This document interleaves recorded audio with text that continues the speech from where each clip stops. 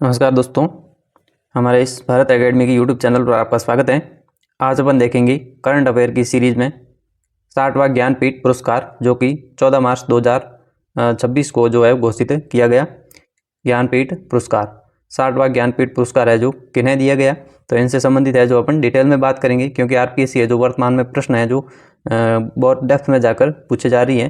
तो इसी डेप्थनेस को अपन लेते हुए आज का जो अपना जो ये 60वां ज्ञानपीठ पुरस्कार है इनसे संबंधित पूरी विद डिटेल सारा अपन देख लेंगे। तो ये जो नोटिफिकेशन है नई दिल्ली 14 मार्च 2026 का है और भारतीय ज्ञानपीठ द्वारा ये घोषणा की गई कि वर्ष 2025 के लिए 60वां ज्ञानपीठ पुरस्कार प्रतिष्ठित तमिल साहित्यकार आर वेरामुत्तु को प्रदान किया गया। किन्हें दिया गया? आर वेरामुत्तु को। और ये तमिली साहित्य में प्राप्त करने वाले वेरामुत्तु तीसरे हैं। कौन से हैं? तीसरे।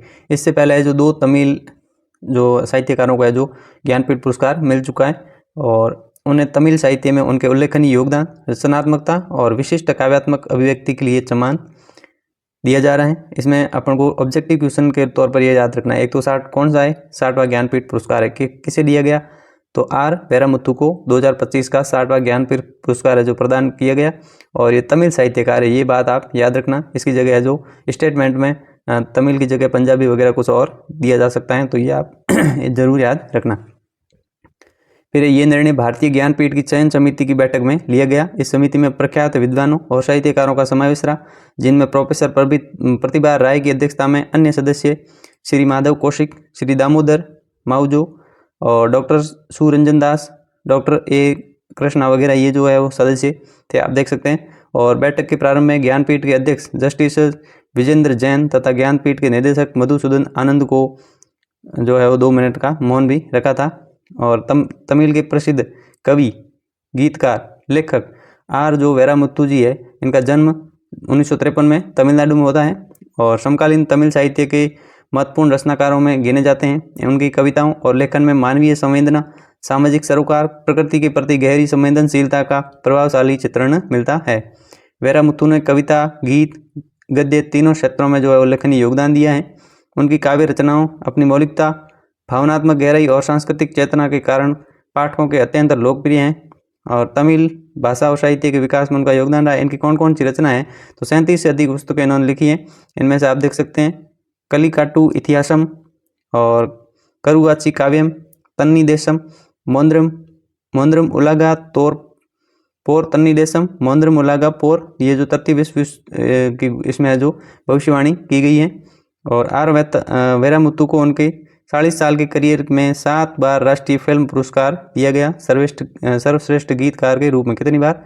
7 बार राष्ट्रीय फिल्म पुरस्कार। पद्म भूषण 2014 में दिया गया और पद्मश्री जो है वो 2003 में दिया गया।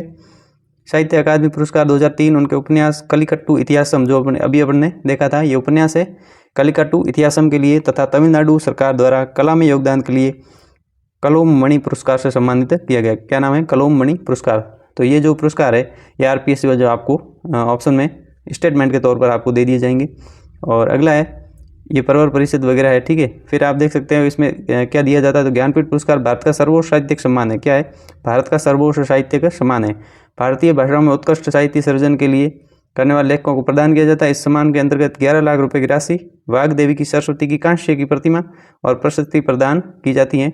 ये प्रश्न सेकंड ग्रेड में पूछा गया है कि जो वाग्देवी की मूर्ति होती है किस धातु की होती है? तो कांस्य प्रतिमा होती है वाग्देवी की मूर्ति और 11 लाख रुपए जो इसमें दिए जाते हैं। तो इस तरीके से विद डिटेल अपन ने देखा, जिनमें सबसे ज़्यादा जरूरी है तो इनकी रचनाएं आप याद रखें, स्टेटमेंट में दे दी जाएगी, तब आपको पता नहीं चलेगा कि भाई ये रचना क्या है, कब की है, प्राचीन भारत के इतिहास में कोई संगम साहित्य की पूछी गई है या फिर करंट अफेयर की है।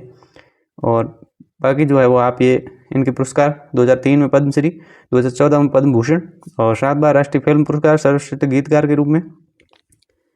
और जो है वो 2003 में साहित्य अकादमी पुरस्कार कौन सी रचना के लिए? तो उपन्यास है कलिकट्टू इतिहासम के लिए।